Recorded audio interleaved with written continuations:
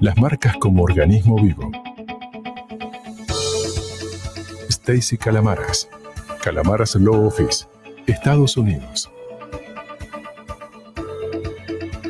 David Modzeleski, Discovery, Estados Unidos. Moderadora, Maricruz, Villanea, Ideas, Trademarks and Patents, Costa Rica.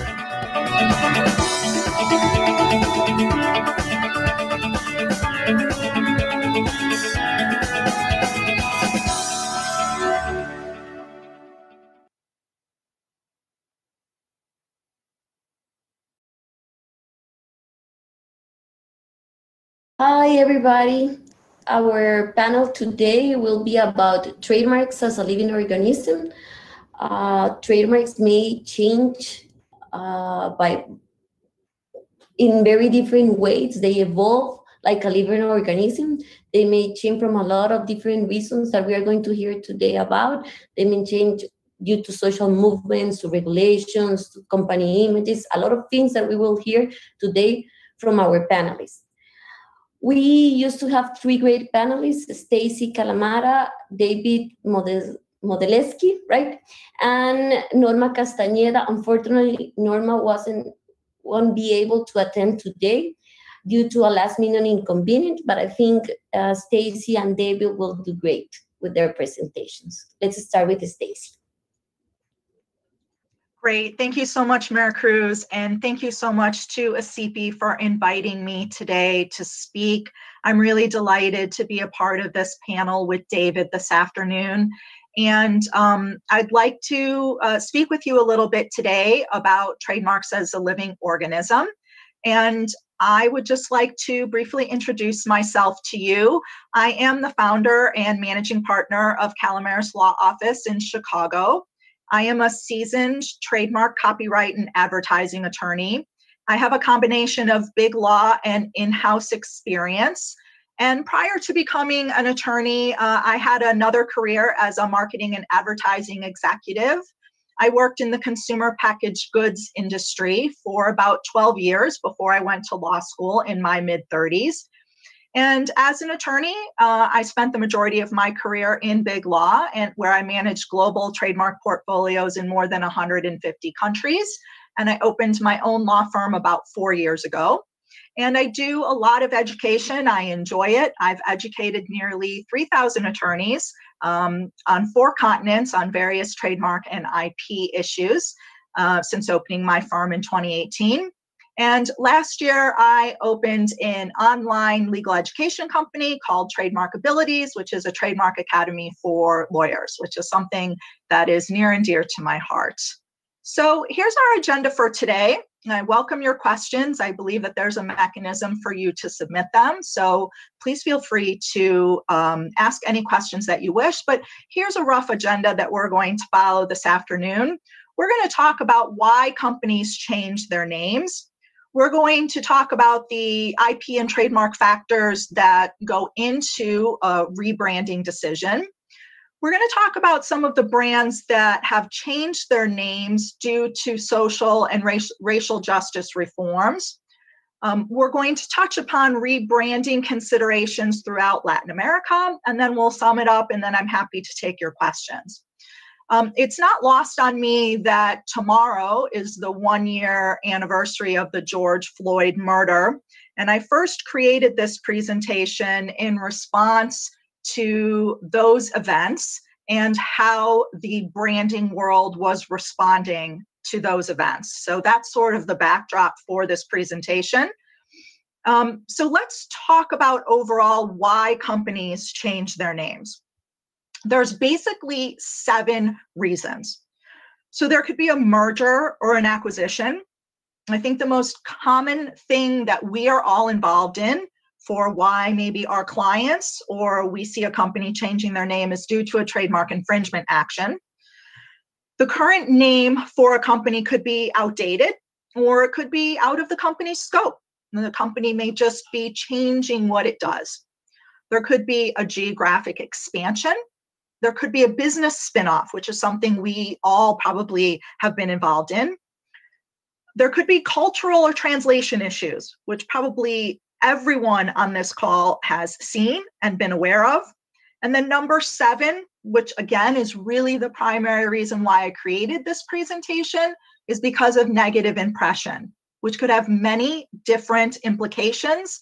But in the context of what we really want to talk about today, social reform or social impact and racial inequality. So let's get into each of these a little bit more so that you understand a little bit more about what I'm talking about. Let's talk about merger or acquisition. This is one of my favorite examples. If any of you follow me on LinkedIn, you've seen me talk about this case quite a bit.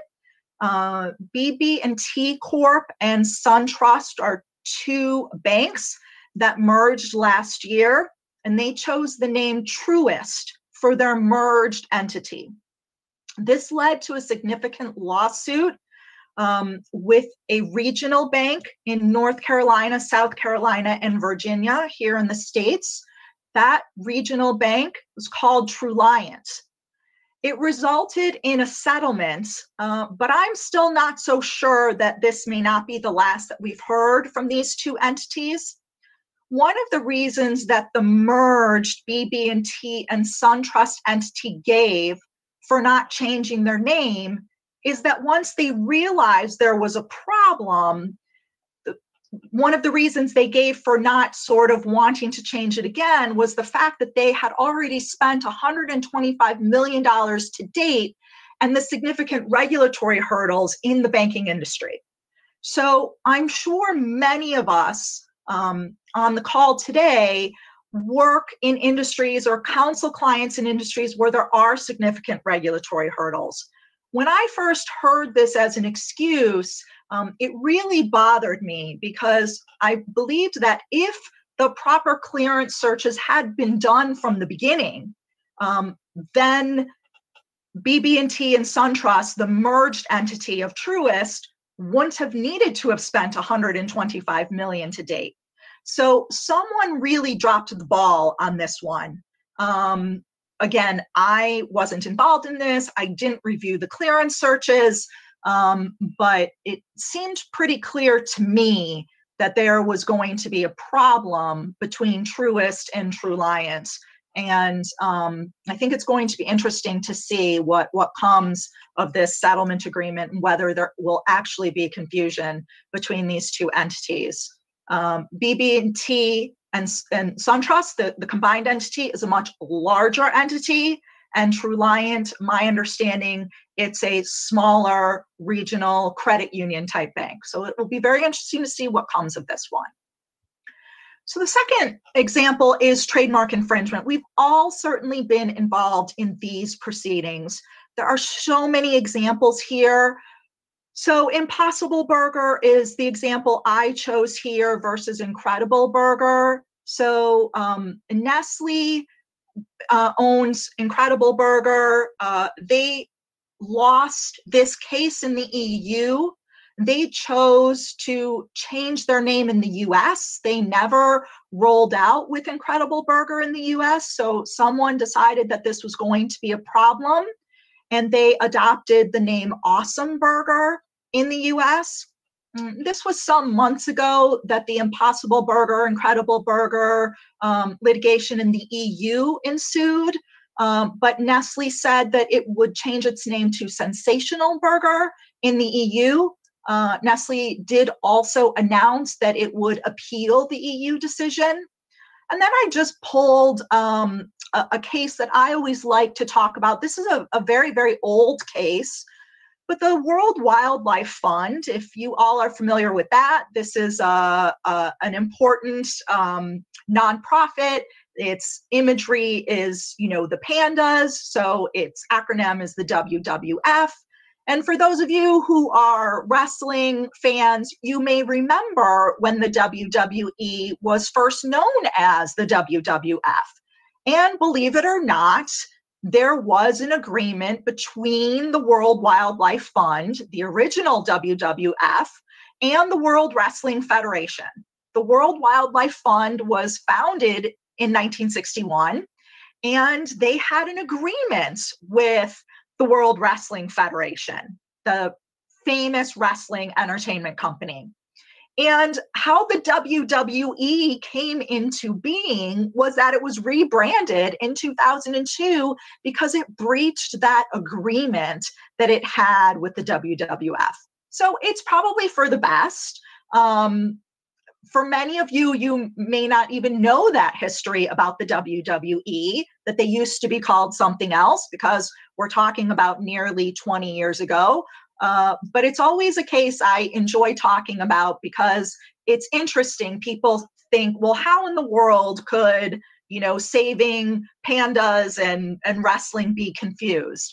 And I really think the argument here is that the World Wildlife Fund had really been the one and only WWF, and they had arguably been well known. And I'm sure that was sort of the basis of them reaching out to what was then a very new World Wrestling Federation. Of course, the WWE is very well known. They're a media empire, but that's sort of the background on that one.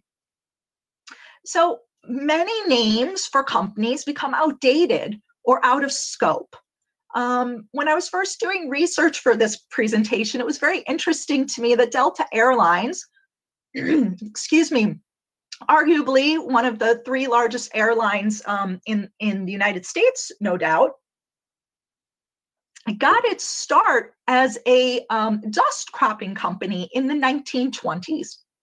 And that company was called Huff Dalland Dusters.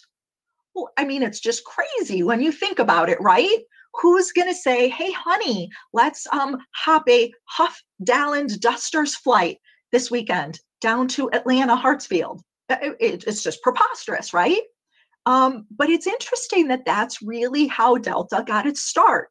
Well, it needed a new name, clearly, right? Huff Dalland Dusters wasn't going to cut it. Excuse me.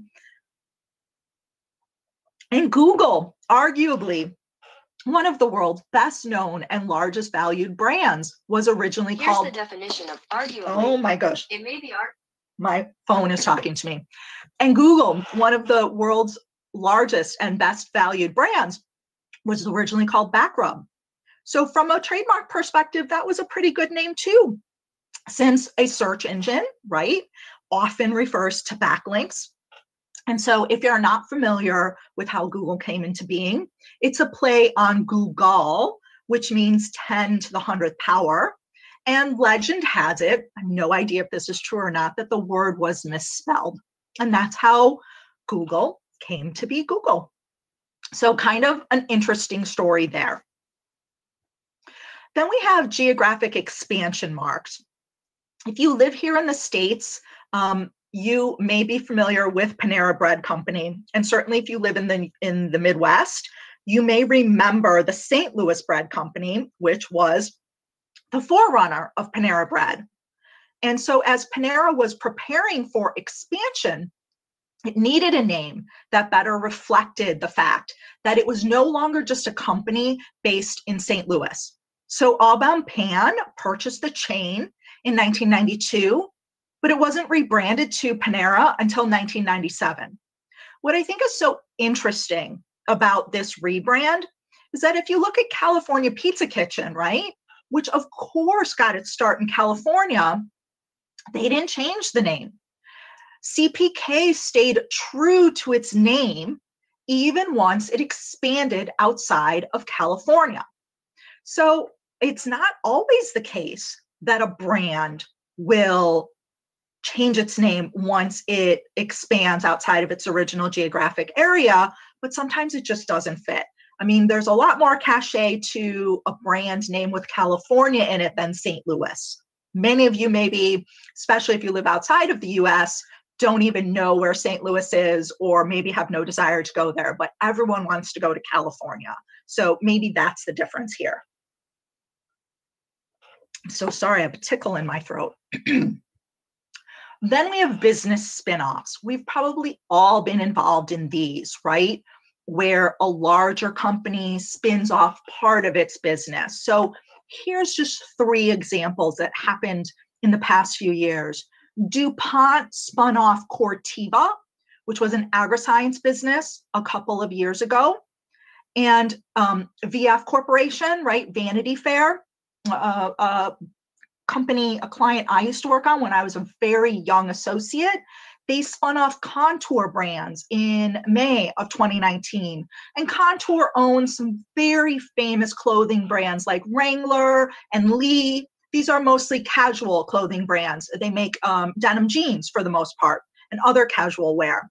And then Honeywell spun off the Residio brand. It's smart home products and technologies. So you can see that these brands, the parents, the larger companies that spun off, right? They have many different brands under their umbrella. And so for one reason or another, they decided it made sense to have a new name for the businesses that they were spinning off. Now, this is where many of us, I'm sure, have had this issue, right? With cultural translation issues. When we are seeing our clients adopt marks globally, it's so important to consider what the mark means locally. I think of particular importance, especially for the ACP audience, right, is the Chevy Nova. I mean, that's sort of the stereotypical example, right? Nova, of course, in Spanish means it doesn't go. No one wants to drive a car that's named the Nova. I mean, it just doesn't work. But the Chevy Nova here in the States didn't have that same connotation. So something very important to think about when you're expanding across jurisdictions. IKEA recently had a very similar issue for one of their workbenches that they named Fartful. Of course, it didn't do very well here in America because in Swedish, the word fart means to travel in a vehicle with wheels. And of course, to us here in the States, it's just a very funny name for something that no one would really want to have in their homes. Another very kind of famous example, China's always a problem, right? You really want to make sure you're checking with native speakers. Kentucky Fried Chicken slogan, finger licking good, when you translate that very literally, it means eat your fingers off, which makes for a great presentation, but it's not a very appetizing slogan for any restaurant or quick service restaurant at all. And then recently, a Canadian brewery was in the news because it named its beer Huru Huru, which in Maori means pubic hair. And of course, the Maori are an Aboriginal people of New Zealand. And so that's, of course, incredibly offensive. So not only do we need to be aware and make sure that our clients are aware of the names that they're choosing, but it's our job as trademark counsel, IP counsel to ask, well, how'd you come up with that name? What does it mean? So that we can help our clients to avoid these kind of embarrassing missteps. And that's the role that we can help play in the process. Then we get to the negative impression marks, right? I was never aware of this mark, ISIS, right? In 2014, I mean, this is many years ago now. This is 7 or more years ago. The big three, AT&T, T-Mobile, and Verizon, named a soft card platform ISIS. It's really quite remarkable. I honestly don't know if it was an acronym that was meant to stand for something, but obviously they quickly rebranded it because of the negative connotations with the ISIS terrorist group. And then, over the past year or so, we have so many brands that have vowed to change their names, from the Washington Redskins to the Cleveland Indians in the sports arena, to Lady Antebellum in the entertainment arena, and then a whole host of consumer packaged goods, from Uncle Ben's to Eskimo Pie, Land O'Lakes, Aunt Jemima, and Mrs. Butterworths. And so we're going to talk about some of those and see how they've fared. So let's talk a little bit about the IP and trademark factors that go into branding. So I keep talking about our role, right, as trademark counsel. And there's a couple of different roles that we can play. So many companies, especially if they're significantly larger, they'll work with a branding or naming company, some type of an agency that will help them through this process. It doesn't always happen that way. There is no requirement that they do that. But if that is the role, that's the route your client is taking, you want to make sure that you're being involved in searches early, so that you can help counsel your client into getting down to a list of marks that will actually work for them.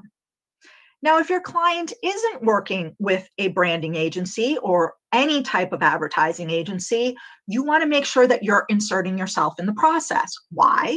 Well, for the exact same reason. You want to make sure that you're adding value to run searches and make sure that for the same exact goal, you're helping the client get to a name that is available for their use, and that they're not going to have any of these embarrassing issues come up, that there won't be any issues when they go to register it in other countries or however they wish to expand the use.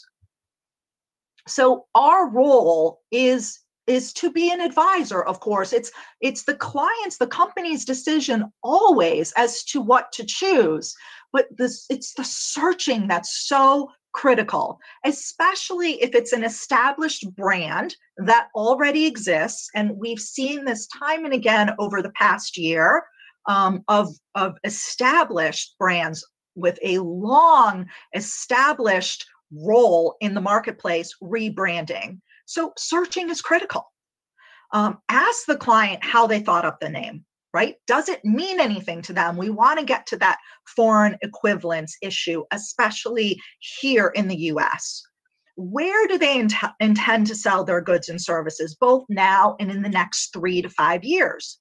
Because if there are global expansion plans, and again, this advice applies especially for clients that are based in the US, you want to be careful not to make any public announcements about the name, about the new name, until the mark is filed in the US and in each of those countries, right? Keeping in mind that most of the rest of the world is a first to file country.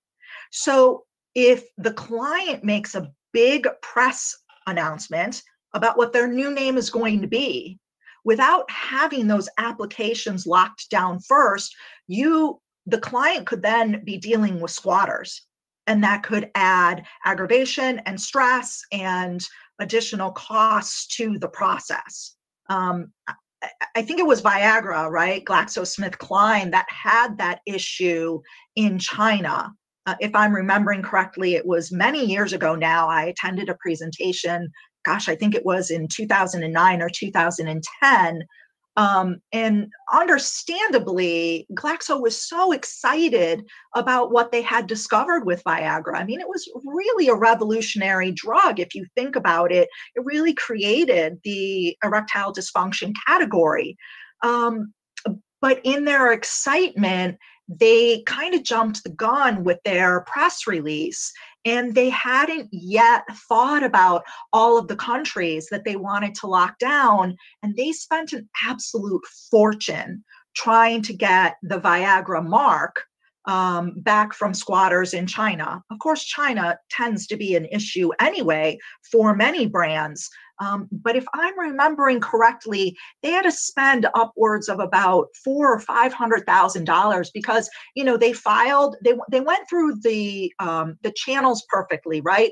They filed cancellation proceedings and they kept losing. And, you know, ultimately they basically had to pay a ransom to get their marks back. So you don't want that to happen. You want to be very strategic. You want to counsel your client to also think about those things if they haven't already. And that's where our experience really can come through, right? Where the client is just really overwhelmed with, you know, I have to rebrand or I want to rebrand and all of the different tasks that they may be undergoing. And of course, if there is going to be global expansion, my goodness, please make sure you're reaching out to your local counsel network and linguistic experts, especially in certain countries. China, of course, immediately comes to mind, to make sure that the name itself translates well everywhere, right? We don't want to have a Nova situation on our hands. That won't work. And so that's where our local counsel can really add tremendous value. So let's look at some of the brands over this past year that have decided, right, to really treat their trademarks as a living organism and adapt, especially in the wake of what we've been living through over the past year. So the Cleveland Indians announced on December 14th that they would be dropping the Indians name at the end of the 2021 season. They previously retired the Chief Wahoo logo. That's this little guy here. But they announced that they will be dropping the Indians name. So far, no one has sort of squatted on the name in the US. That's what I mean by there are no speculators who have filed. There may be one gentleman, I think. I think that actually is not correct. What's different about the Indians versus the Washington Redskins, which I did sort of a whole mini presentation on the Redskins and the debacle that is the Washington Redskins. I'm not sure we have time to completely get into that today, but the Indians as an organization, they actually own registrations for the Cleveland Blues and the Cleveland Naps. Both for clothing related goods, but those are historical nods to the history of the team. And so that's helpful to them in sort of warding off some of these squatters. So the Lady Antebellum fight is an interesting fight, this Lady A fight. So here's in a nutshell what's happened. In the wake of George Floyd's death, of course, now we know it was a murder. Lady Antebellum, the country trio, decided to shorten its name to Lady A and rely on 3 prior filed trademark registrations that they filed in 2010. But here's the problem. This lovely lady on the right, pictured here, she's a 61-year-old blues singer who's been using the Lady A moniker at common law for nearly 30 years. And that's significant in the United States. So Lady Antebellum could have easily discovered Anita White, who's known by Lady A, had they conducted a proper search. So last summer, the parties tried to reach a settlement, but discussions broke down between them. Anita White filed a counterclaim. There's 2 different lawsuits going on, one in Tennessee, one in the state of Washington. And just last week, actually, a judge determined that the lawsuit in Tennessee can proceed because Ms. White hired an attorney pro bono in Tennessee, or I don't know about if she hired that attorney in Tennessee, so I'll take that back. But that Ms. White hired an attorney to begin settlement discussions with Lady Antebellum in Tennessee. So those discussions took place with the trio in Tennessee, and that Ms. White had previously performed in Tennessee So while Ms. White was trying to get the Tennessee suit kicked, a judge, I believe it was last Thursday, just said that that suit can go on.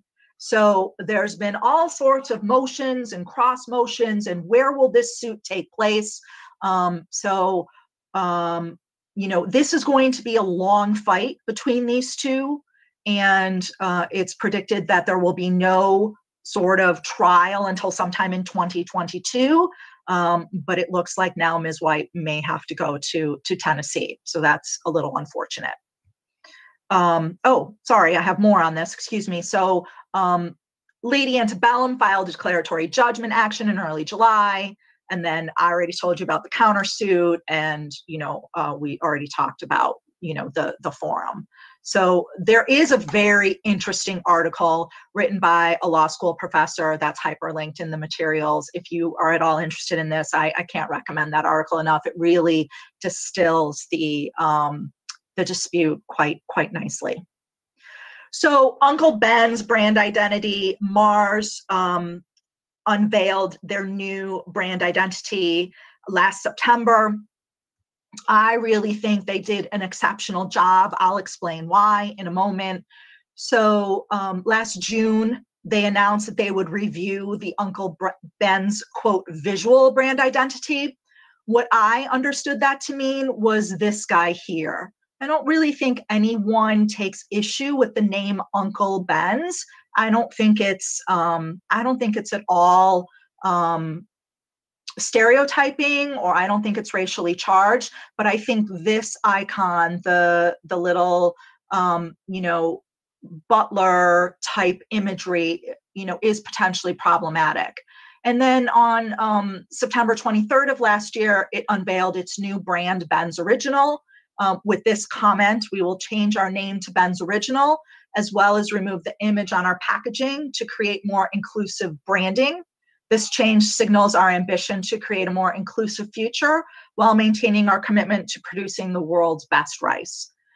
I think they did a fabulous job because they kept the same colors from their trade dress, this orange and blue, right? Orange was always a part of their packaging. If you've ever purchased Uncle Ben's rice, the packaging is always orange, and you could always see sort of this orange halo behind their visual brand identity, their sort of mascot.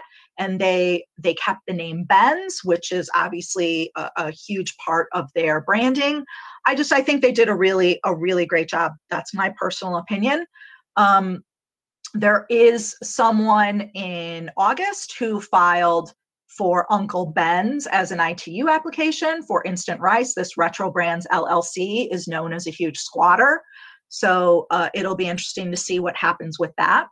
I can tell you, as in-house counsel for many years for a consumer packaged goods company and working in consumer packaged goods as a marketer, typically when we launch a new brand, especially an iconic brand like Uncle Ben's that's been around for so many years, we would try to keep the old brand somewhere on the packaging to have proper evidence of use in commerce. I think it'll be very interesting to see, because so many of these brands are changing for good reason, but the reason they're stepping away from their original brand names is, you know, to not be associated with those former brand names anymore for, you know, social justice issues and racial equality issues. So while we would usually see the old brand name somewhere on the packaging to keep it alive from an evidence standpoint, I don't know that we'll see that anymore. And while that would usually be our recommendation as trademark counsel, I don't know that we'll see that. So it'll be really interesting to see if all these squatters will be able to secure these applications or not. So that's what I think is the very interesting wrinkle here. Eskimo Pie, I think, did a terrible job of their rebrand. It looks sloppy, it looks thrown together. So in case you don't know, Dryers is the division of Nestle that produces all of their ice cream. Last June, they announced that they would change their name for the Eskimo Pie. I don't think they did a very good job. I'd love to know what you all think. I'm not sure they captured, the essence of the brand. Maybe if you believe the essence of the brand are, snow-covered peaks, then they did. Edie's and Dreyer's are, sister brands in the ice cream division of Nestle, so they renamed it Edie's Pie. I don't know. They don't even have the Nestle logo on this. This is clearly a mock-up, but I'm not sure I would even think these are the same products anymore. So in the days following this unveiling, Leo Staller, who's also, well-known squatter, and Retro Brands both filed new applications for Eskimo Pie, for ice cream, and also for t-shirts. So you can see that people see value in these older, well-established brands and are trying to secure them. Of course, these are all intent-to-use applications at the USPTO. So again, it'll be very interesting to see what happens with these. Quaker owns Aunt Jemima. This just happened a couple months ago.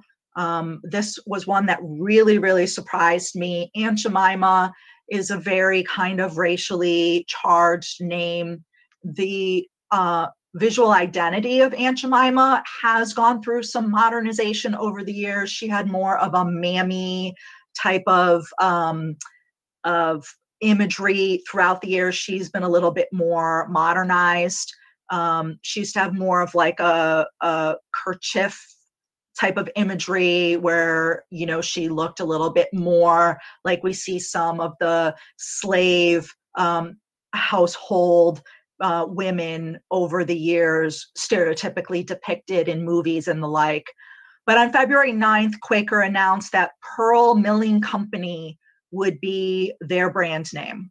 I don't get this one at all. And they intend it to be an homage to the milling company in Minnesota that gave birth to self-rising pancakes. I think that's a lovely story. But to me, this does not read like a brand. I can't imagine anyone saying to their spouse or significant other, hey, honey, could you please pick up some Pearl Milling Company pancake mix or syrup, or pass the Pearl Milling Company pancake mix. It is just, my goodness, it is a tongue twister. It makes no sense to me. I have predicted both privately and publicly on LinkedIn that this one will be rebranded again within 2 years. Aunt Jemima products will be available in store through June. And of course, not surprisingly, 3 speculators have filed for Aunt Jemima for various breakfast foods, including our friends, Retro Brands. So Land O'Lakes, it's a very famous butter brand here in the United States, always had this sort of Indian woman in the middle of their packaging, and they removed her in advance of their 100th anniversary, which I believe was just last year. And, I don't think anyone misses it or realizes that it's any different. And I think that was the right move for Land O'Lakes. ConAgra, this one is very interesting. So there's nothing, in my opinion, racially charged about Mrs. Butterworths as a brand name. This bottle, the shape of the bottle is a registered trademark, and it's been in use and on the register at the USPTO since 1966. So this is an incredibly valuable trademark to ConAgra, and it's very well known. So if you've never seen sort of the Mrs. Butterworths commercial where the bottle talks to, Jimmy and Susie sitting at the breakfast table, they announced that they would be completing a full packaging and brand review. They believe that the brand evokes a loving grandmother. I would 100% agree with that statement. I have seen no further announcements either in the trade or on their website about a change here. But I think that, there's enormous pressure for them to do so. I can't imagine this one. To me, this one would be a pity for me personally as a branding expert and as a brand protection attorney. I just don't see this one. That's my personal opinion. And then cream of wheat, again, nothing racially charged here. We have this sort of African-American chef imagery, but last June they also announced that their packaging is under review. Cream of Wheat's a very old brand. It's 100 years old, over 100 years old. I have seen no new announcements on this one. So let's look at some rebranding that has gone on in Latin America. I did a little bit of research. Mr. Muscle and Mr. Clean, right? So SC Johnson owns the brand Mr. Muscle, which is a household cleaning product. In Latin America, the brand is known as Mr. Musculo. Obviously, it sounds more familiar to Spanish speakers. And P&G owns Mr. Clean, another very well-known household cleaning product. And in Latin America, the brand is known as Don Limpio, which I love that, right? That makes all the sense in the world as opposed to Mr. Clean. So that, again, that would be adapting for your local market, which I think is very well done, especially by P&G with Don Limpio. I don't know this company, maybe you guys do, but Odebrecht, if I'm saying that properly, changed their name to Novinor last December. Apparently they're a Brazilian engineering conglomerate, quite large is my understanding, and they were involved in what sounds like a terrible scandal. And where they admitted to paying bribes to politicians and construction companies so that they could, get good deals. So this would be an example, right, where you absolutely would want to try to distance yourself from the scandal and, have a different name. So that makes a lot of sense to me. And then, P&G owns the brand Spick and Span, and they had this sort of mascot. I have to admit, I've never seen him, but his name is Senior Sleepy, not Senior, Senior Sleepy. So last June, they announced that they would review the brand name and the product mascot. They believe that, there's a lot of racial bias and hatred to the Latinx people, both in the name and the mascot. So what I was able to confirm in my research is that P&G ordered an expedited recall of all the packaging with Senior Sleepy on the packaging. And I couldn't find any packaging with him on it, but that allegedly they are also looking at renaming the Spick and Span brand as well. So that will be a very interesting one to keep an eye on because that is a very, very successful brand. Nestle owns two brands. My understanding is that they are both produced in Australia. So Chocos was a brand of chocolate-covered jelly beans, is my understanding. So they rebranded Chocos to Cheekies. And then there's also a marshmallow confection sold in Colombia called Beso de Negra. And they are also reviewing that as well. I have not seen an announcement on a new name for Beso de Negra. But they want to, again, I think everyone is sort of has this heightened awareness of trying to make sure that their names are not offensive to any groups. And I think that that's a good thing. So if that's what has come out of the past year, I think that's a very positive development. So what happens when brands evolve just naturally over time? Well, in the United States, of course, trademarks have to be used in commerce, right? This isn't true for every jurisdiction. It may not be true for your jurisdiction. But when a logo or a stylization is modernized, I recently wrote an article, a blog post last week about the Coca-Cola stylization and a decision at the Trademark Trial and Appeal Board about someone trying to register a completely unrelated mark in the Coca-Cola stylization. Well, that's a stylization that has evolved over the past, 130 some years. As long as that stylization is a gradual stylization, that can still be kept alive. But if a mark is just modernized, right? As I said earlier, the older mark usually can be used somewhere, like on the back of a package or on a marketing piece if the changes are significant. With some brands, it just may not be possible, right? Because Quaker wants to retire Aunt Jemima because it's racially charged. Odebrecht maybe doesn't want to be used because it has associations with that scandal. Again, it's going to depend in each situation what happens. But the conversation has to be driven by the business, right? This is always going to be a business decision. And then as legal counsel, trademark counsel, IP counsel, we need to be involved to help make sure that we're driving that business decision and helping to protect the assets whenever that's possible. So in summary, we learned that there are many different reasons why companies rebrand. It's so important to have a plan, to be strategic and not just shoot from the hip. If you sense your clients in a situation that will involve a rebrand, insert yourself into the process as early as possible. Searching is your best friend, especially in the United States, right? We need to do those full clearance searches to see what's lurking even at a common law level. That's the most important thing. Think of the Lady Antebellum versus Lady A blues singer dispute, right?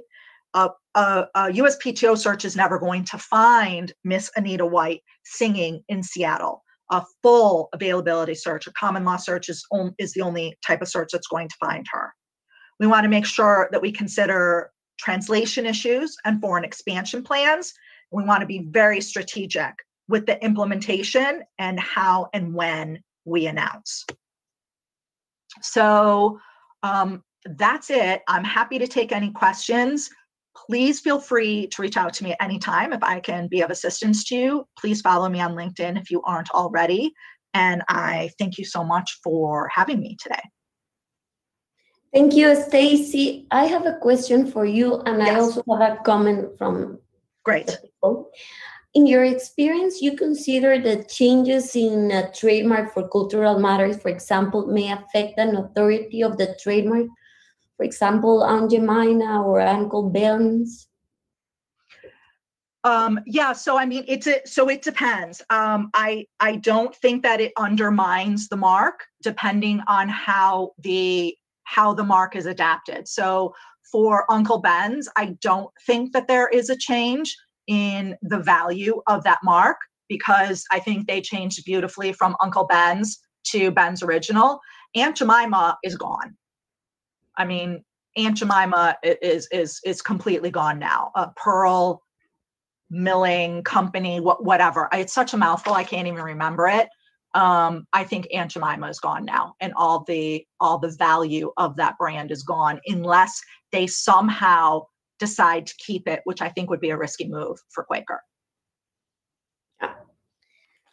Thank you. I have a comment and a question. Yes.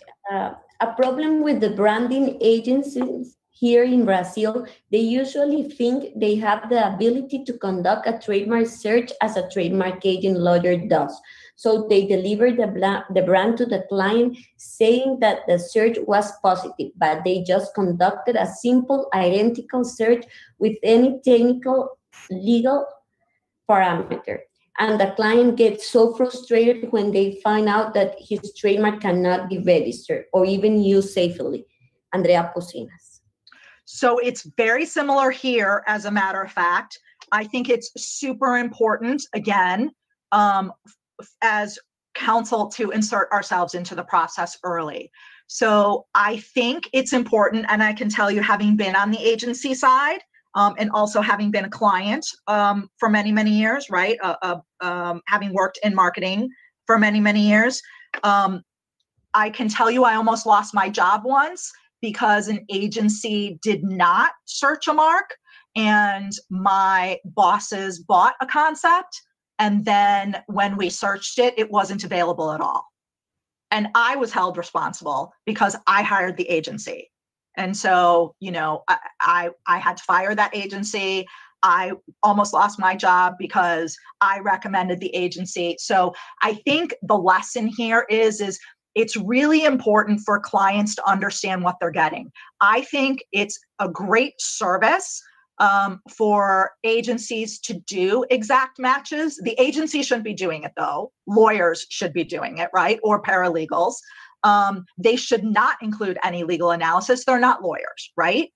But they should only be presenting concepts to clients that at least pass a minimal bar. And then it's up to the client to then take those concepts and say, great, thank you so much. We like these 5, and then giving them to their, outside counsel or internal team to do further searches on. But to present a concept to a client that doesn't even pass the very first hurdle, I think is tantamount to malpractice at the agency level, right? Or whatever their standard is, right? They're not professionals, so they don't have malpractice, but I think it's incredibly irresponsible and unethical. So I don't know if that really answers your question, but you need to be aware of what they're doing. There are many great agencies and branding agencies out there. The great branding agencies do really good first pass clearance searches, but that's it. But the client needs to understand what that is. It's not a substitute for the types of searches that we do. It's just to know that a typical branding agency is going to come up with 100 or 150 names, and they're only going to present 20 or 30 to the client. But to make sure that those 20 or 30 at least pass the very first level of availabiliability, if that makes sense. Perfect. I'm going to read just one question, and then I will send you the other ones for time. Yeah. We're a little bit tight in time. How can this issue of the racially charged packages and brands end? It seems to have get too far already, and if the owners continue making changes on call for it, continues putting pressure on all notorious and even historic brand, hurting the owner's free expression right. Fernando Triana. So I think that's true. I think it can go a little too far. But look, so, I'm a firm believer that consumers vote with their wallets. And so I don't think that any brand owner should feel pressure. I don't think that any group should feel maligned or unwelcome to shop, or purchase any individual brand. And if you as a business don't feel like there's any reason to change your name, then don't change it. If you see, over the next year or two that your sales are suffering, then maybe you have a problem. I think we live in a different time and a different period where people want, fiscal or cultural responsibility from their brands. So, I don't think anyone's forcing you. I don't think anyone's holding a gun. I don't think anyone's impinging on anyone's, freedom of choice or speech. But I think that, some of the largest brands, do have some problems. And I think they're taking the responsible steps to rectify what they should have done many years ago. That's my opinion. Thank you, Stacey. I think everybody is very excited about your presentation. I'm receiving a lot of thank you so WhatsApp much. Messages and everything. But I think I'm happy to answer any other questions that there were, Maricruz. You can send them to me, and I'm happy to address them offline. Perfect. We are going to hear David, and maybe at the end we continue with the questions. Thank you, David. Yes, great. Let Your me just turn. share my screen. Yes.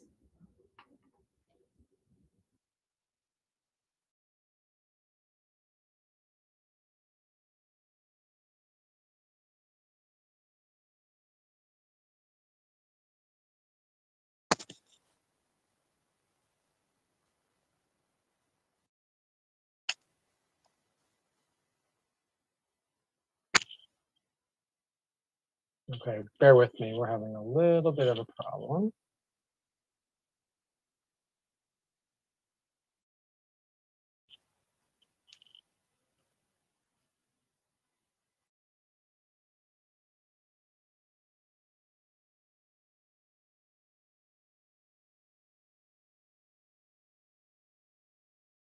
View full screen.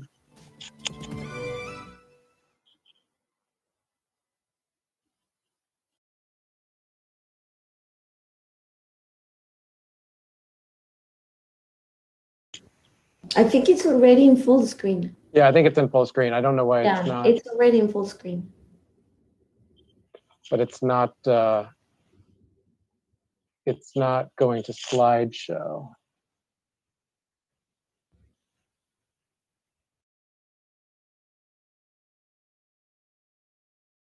Oh, here we go. Hold on, maybe this will be it. No.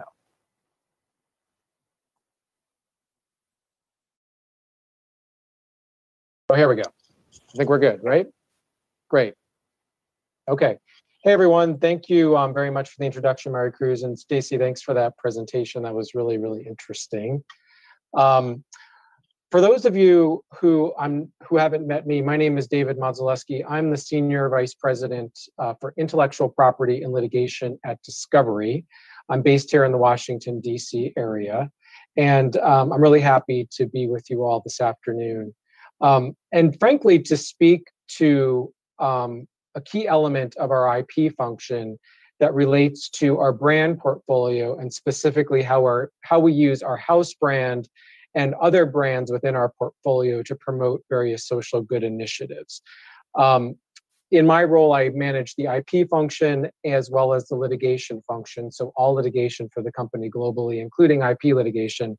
But my background, dating back many years, is in brand portfolio management and in trademarks. So I'm always happy to talk about trademarks in various different contexts. We have been doing these sorts of social good initiatives and using our brands for the betterment of social good for a long time in the history of Discovery. It's frankly who we are as a company. We are a purpose-driven company, and it's been especially important over the past year during the COVID-19 pandemic to really lean into this sort of work. So this presentation is very different from Stacey's. I'm not speaking so much in terms of changing a brand or updating a brand. It's more about using our existing brands, and in our case, programming, to further social good initiatives at this time as the world is going through all that it's going through with COVID-19 and other things. So by way of background, Discovery is a global media company. We are a leader in real-life entertainment. We serve passionate fans around the world with content that inspires, informs, and entertains. We started as one cable network in 1985. We were founded by John Hendricks, called the Discovery Channel, and we have grown into being a platform innovator available in 220 countries and territories and 50 languages. We deliver over 8,000 hours of original programming each year across various deeply loved content genres. In terms of our actual trademark portfolio, our premium brands include many of those that you see here, including Discovery Channel, HGTV, Food Network, TLC, Investigation Discovery, Travel Channel, Turbo, Animal Planet, Science Channel, as well as OWN, which is the Oprah Winfrey Network in the United States, Discovery Kids in Latin America, and Eurosport, the leading provider of locally relevant premium sports and home of the Olympic Games across Europe. You'll also see some other more regional brands that I've noted here by way of example, including TVN, which is our Polish business. We have 3,000 employees that sit in Poland, and it's a really interesting part of our business with news and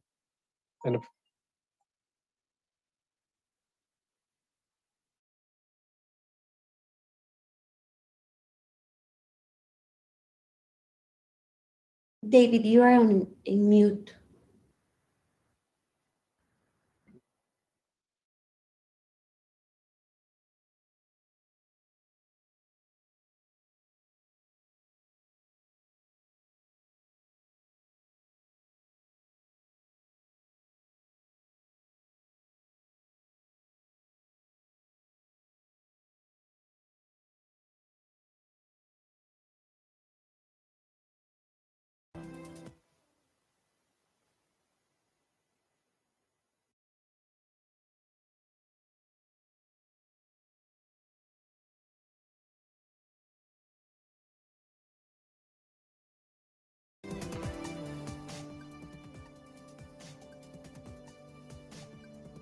David, you are in mute.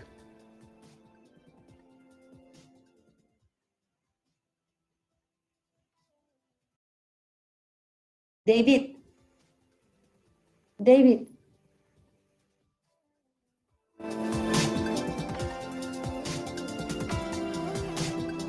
David, we can hear you.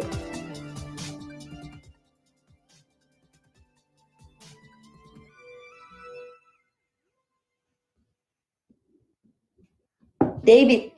Hi. David. David.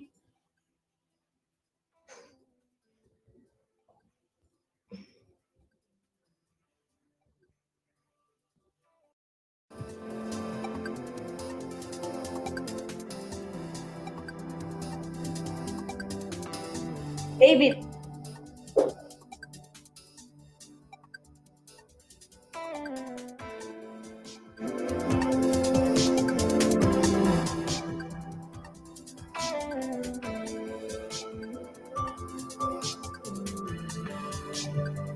David, hi. David.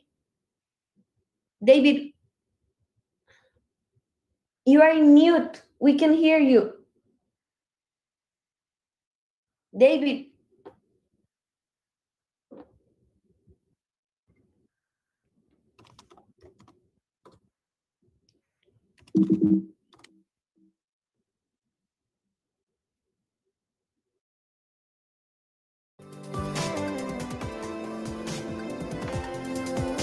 David, can you hear me?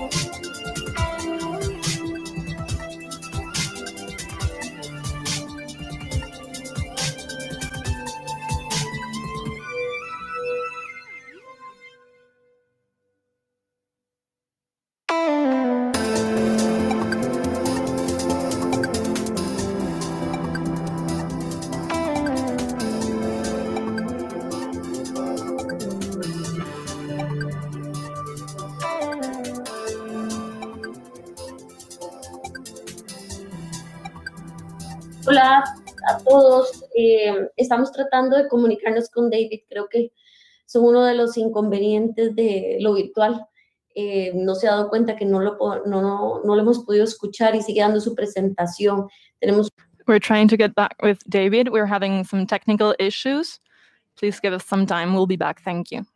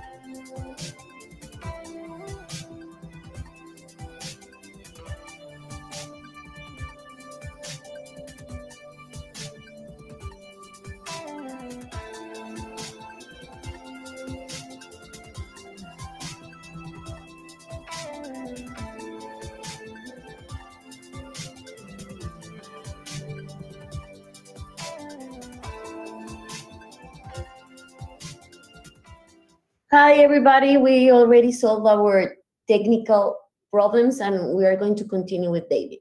So I Thank you apologize. for your patience. Yeah, thank you for your patience. I'm sorry this has happened. So I know we're running a little bit low on time. So let me try to hit some of the highlights. The Discovery portfolio, like I mentioned, which I think is where I left off, in addition to the number of the global brands that you see here, I just also wanted to point out that we do have a large regional trademark portfolio, including TVN, which is our Polish business. We have 3,000 people who are in Poland. We have a television production company there, a news operation, very interesting. We have Asian Food Channel in APAC, DMAX in Germany, Real Time in Italy, Fadafeet in the Middle East, Quest Red in the UK, and Discovery Turbo in much of Latin America. So a really interesting portfolio that we can use to further some of these social good initiatives. And of course, Discovery Plus, which is our streaming service, which launched earlier this year. So the long and the short of it is that Discovery, in addition to being a leader in media and entertainment, we are a purpose-driven company. And we are committed to supporting communities around the world throughout the year in times of need.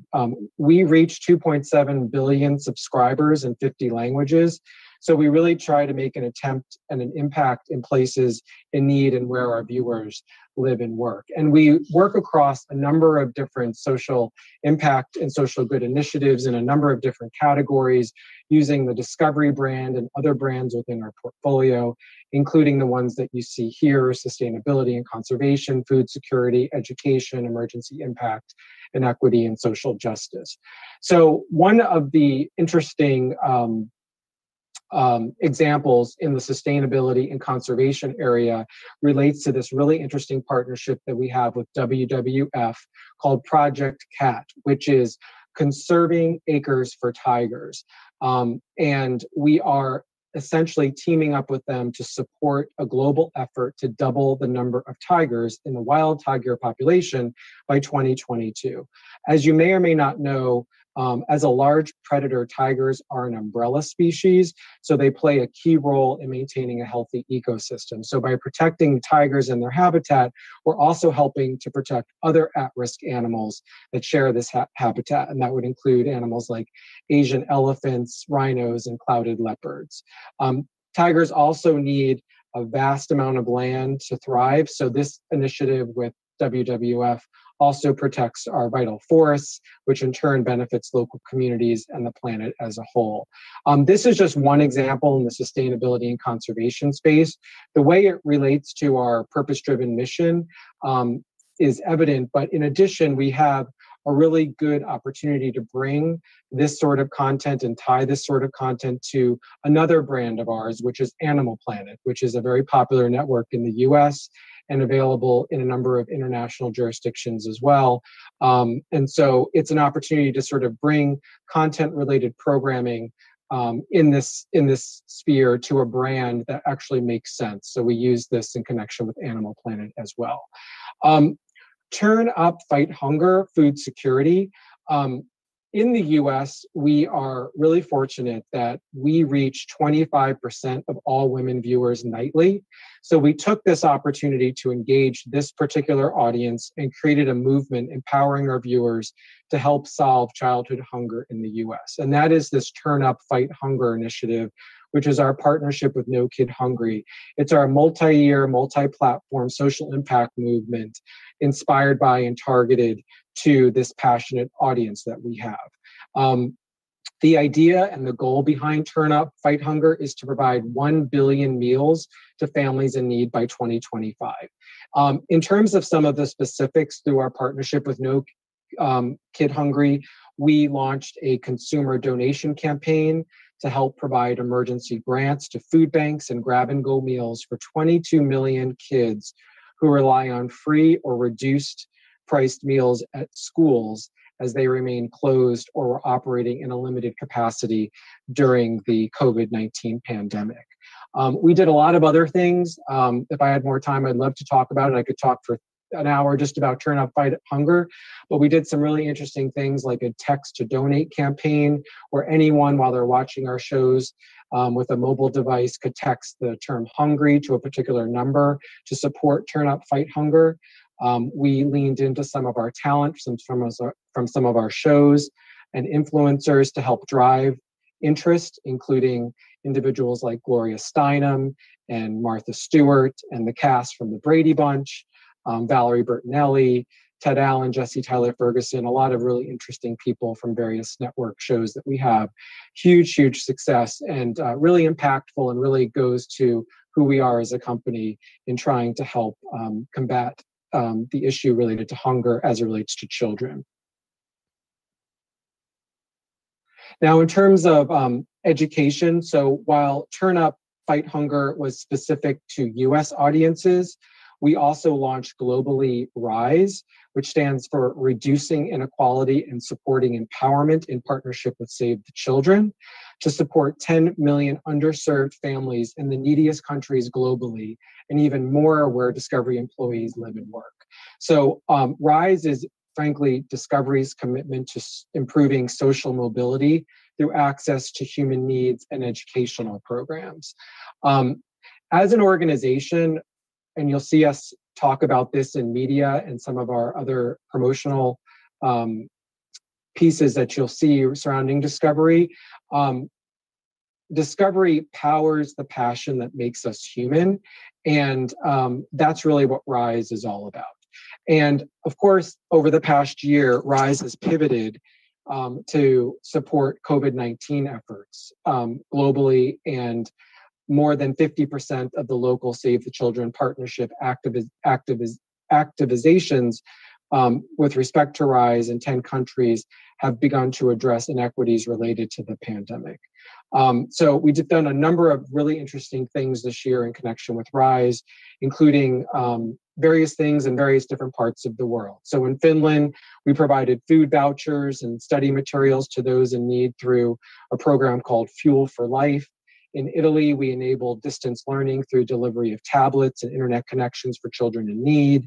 In Romania, we did food packages and hygiene kits and electric devices and provided SIM cards to children in vulnerable populations. Similar work in South Africa. In Turkey, we distributed hygiene kits to vulnerable refugee households.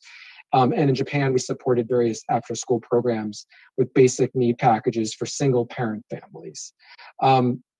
We also, through RISE, donated much-needed supplies to communities hardest hit in the U.S., like rural Tennessee, where Scripps Networks is based. We acquired Scripps Networks, which is the owner of HGTV, Food Network, and Travel Channel 3 years ago. So it's an area of the country that's very meaningful for us, and have done a number of other things in connection with the RISE initiative.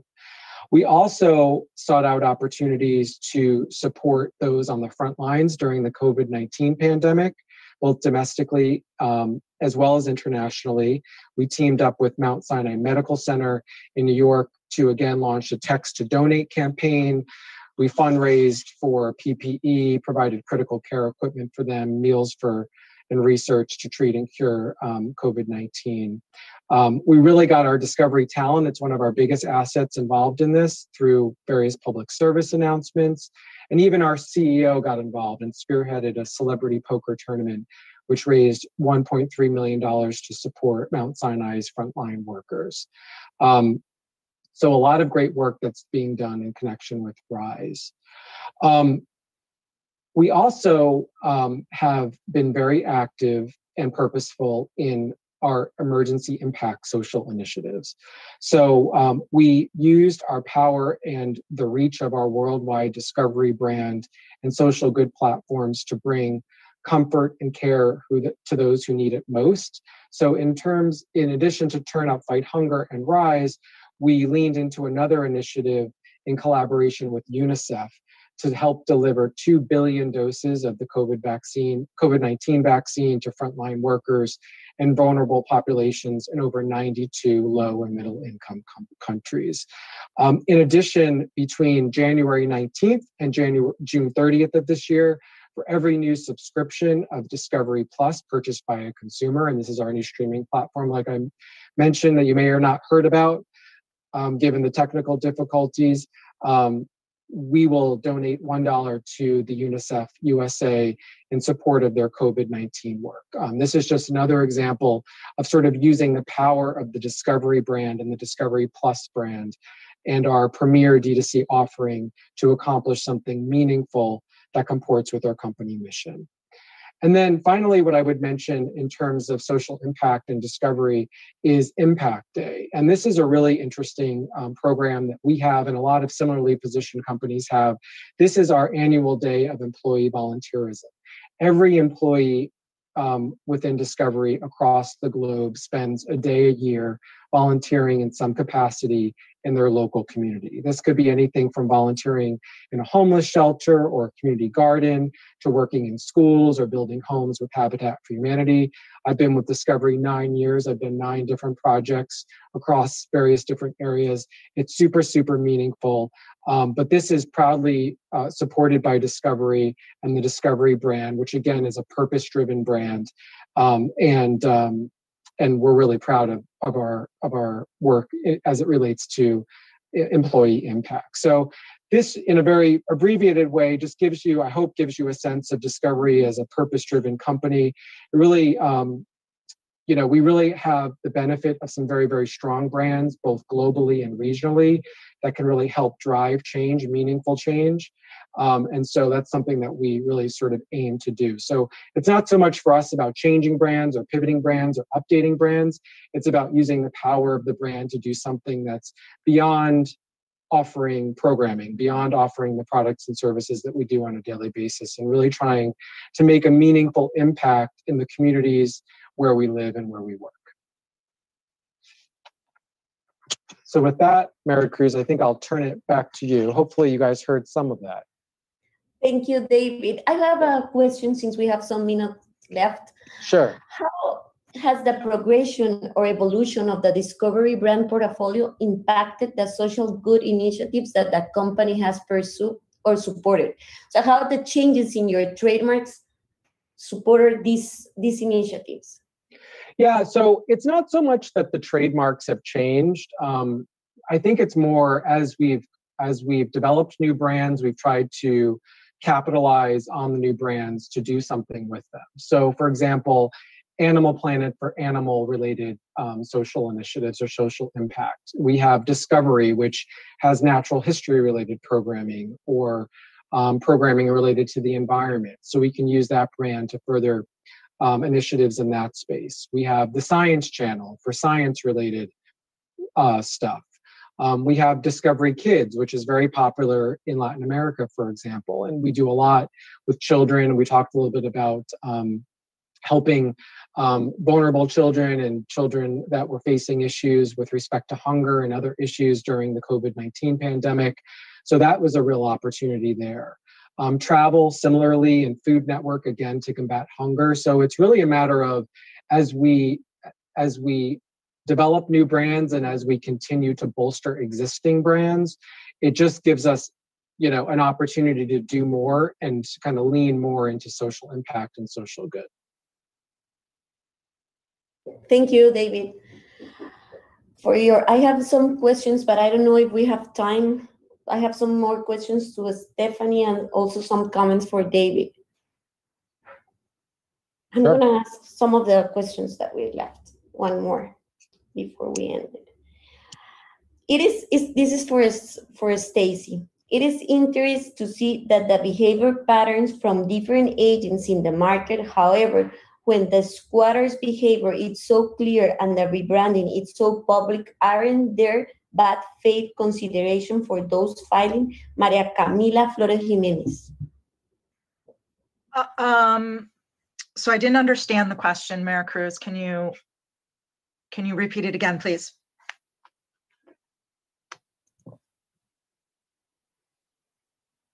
Oh, you're muted. Here. Now you hear me? Yes. However, when the squatter's behavior is so clear and the rebranding is so public, aren't there bad faith consideration for bad those faith considerations? Bad faith considerations. Bad faith.